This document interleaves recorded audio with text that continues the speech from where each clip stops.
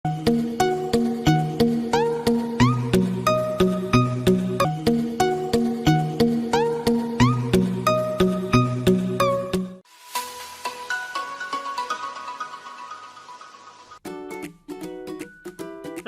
warahmatullahi wabarakatuh. Ketemu lagi dengan pembelajaran bisnis online bersama Bu Lis Purwati Ningsih.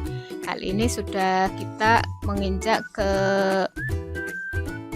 menerapkan iklan PPC dengan Google AdWords part 4 untuk kelas 12.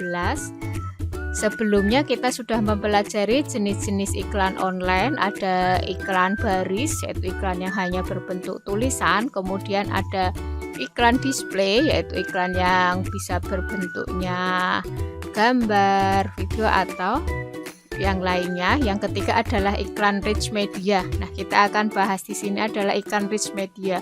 Iklan rich media atau multimedia adalah iklan yang dapat berinteraksi dengan customer dan merupakan gabungan antara video, teks, gambar, animasi, dan suara. Nah, jadi di iklan rich media ini user atau netizen atau konsumen kita bisa melakukan interaksi langsung dengan iklan yang kita jalankan. Misalnya kita buka di halaman www.detik.com, kita amati di situs detik.com, di bagian atas ini ada iklan. Nah, iklan di sini bisa dikatakan iklannya interaktif atau tidak. Kalian bisa amati. Nah, ketika ada tombol yang menuntut atau yang menuntun customer atau netizen untuk melakukan klik, maka iklan tersebut bisa dikatakan sebagai iklan interaktif atau dalam hal ini adalah iklan rich media atau multimedia.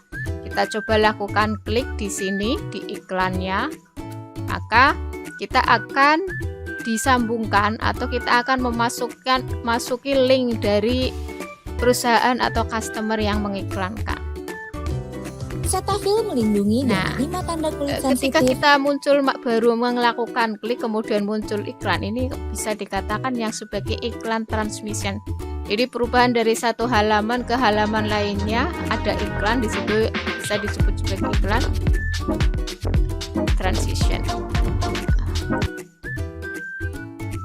Ini ternyata yang melakukan iklan di Detik itu adalah akun dari CXO Media, akun YouTube. Nah, kita bisa amati di sini. Iklan yang tadi tertera di Detik di sini bisa dikatakan sebagai rich media karena ada interaksi dari penonton atau user atau netizen untuk melakukan sebuah klik. Kita lanjut lagi materinya. Berikutnya yang akan kita pelajari adalah cara pembayaran Google AdWords. Ya, yang ketiga itu cara melakukan pembayaran Google AdWords. Yang pertama ada dengan pembayaran otomatis. Jadi pembayaran otomatis itu kita akan membayar setelah iklan itu ditayangkan. Iklannya tayang dulu, baru nanti kita akan menerima tagihan secara otomatis. Tagihannya itu akan muncul di akun kita. Biasanya tagihan ini akan ditagih dalam 30 hari setelah pembayaran terakhir atau setiap kali kita mencapai ambang batas penagihan. Misalnya sudah kita alokasikan tanggal 1 Agustus, saya mengalokasikan untuk iklan online saya itu sebesar 500.000. Maka pada tanggal 30 Agustus akan muncul tagihan berapa iklan yang harus saya bayarkan. Tetapi jumlah iklan yang ditagihkan itu tidak melebihi dari apa yang sudah saya setting, sudah saya rencanakan dari awal, yaitu sebesar 500.000. Yang kedua, dengan menggunakan pembayaran manual. Pembayaran manual yaitu kita membayar sebelum iklan kita berjalan. Jadi bisa dikatakan kalau di listrik itu, di PLN itu seperti yang menggunakan token ya, kita membeli dulu, kita isi dulu akunnya dengan uang, sejumlah uang untuk melakukan iklan. Kemudian iklan itu, uang itu akan semakin berkurang ketika iklan kita diklik seseorang atau netizen atau customer. Tetapi setelah saldo yang kita miliki di akun tersebut habis, maka iklan itu akan berhenti dengan sendirinya. Nah, jenis pembayaran manual ini tidak cocok untuk orang yang sering lupa, karena bisa jadi nanti iklannya bisa berhenti tiba-tiba karena uangnya sudah habis di akun kita. Berikutnya yang keempat, cara menghitung biaya iklan online di Google AdWords. Cara menghitung berdasarkan kriterianya berikut. Nah, cara menghitung biaya iklan di Google AdWords yang pertama, frekuensi iklan itu ditayangkan. Jadi, iklan ini dikenal dengan tawaran biaya per 1000 tayangan atau BPS.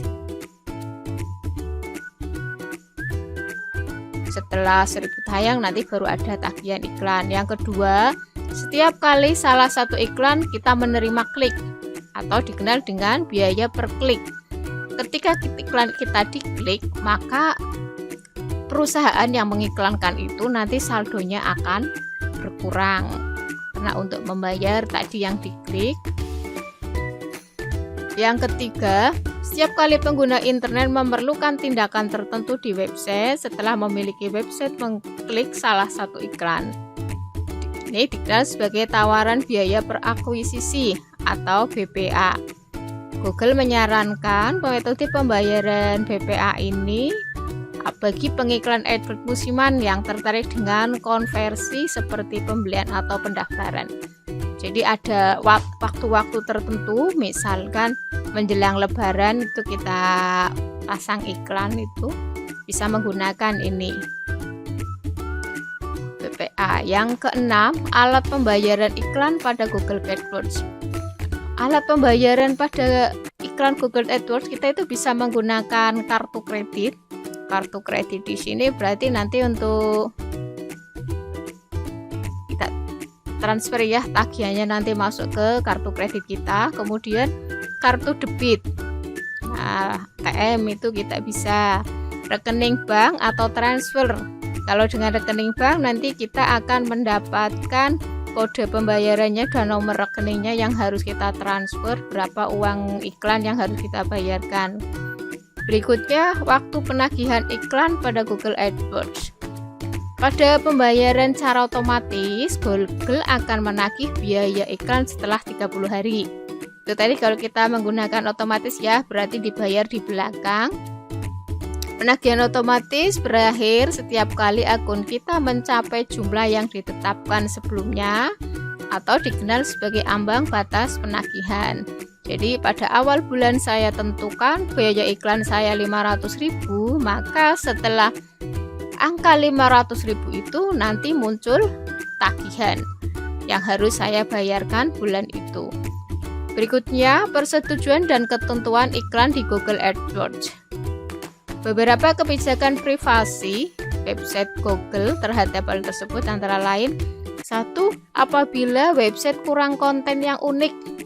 Nah, konten yang unik itu konten yang khusus, maksudnya itu tidak ada yang menyamai atau bukan plagiat. Arbitrase itu website yang didesain dengan tujuan utamanya semata-mata untuk menampilkan iklan. Memang website dibuat untuk iklan, untuk menasang iklan. Yang kedua, duplikasi dan pembingkaian website.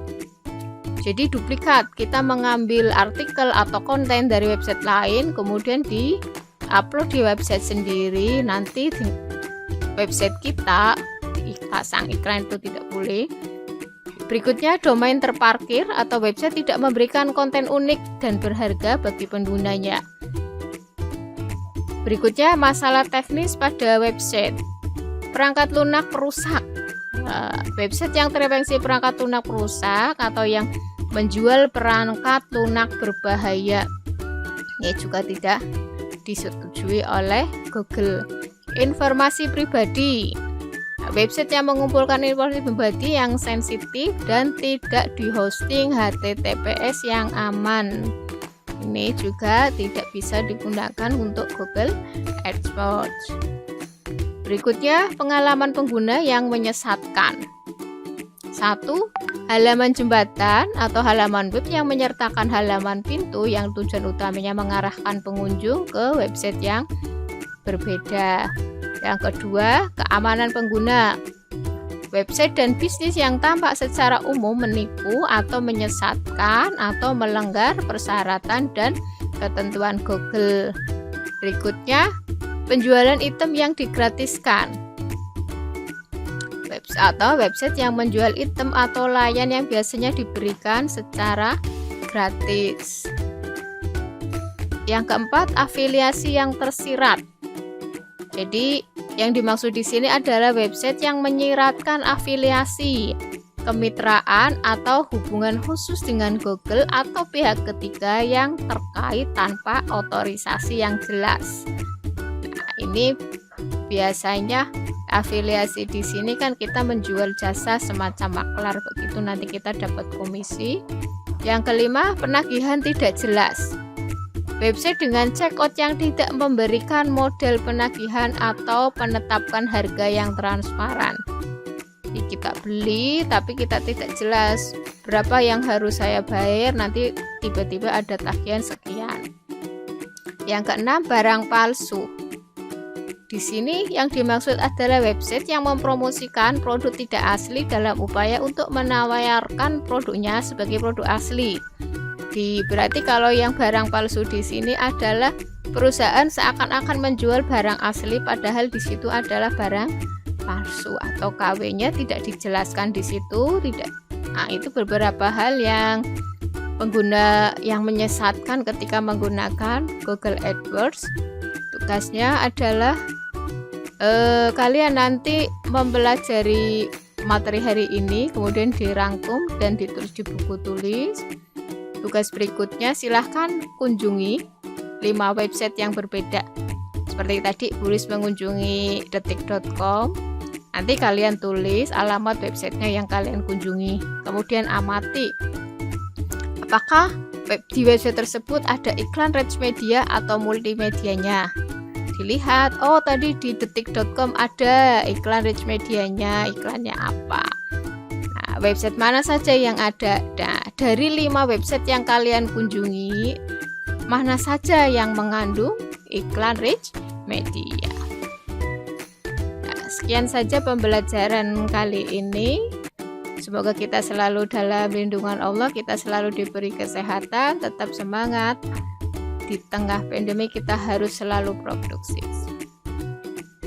Terima kasih.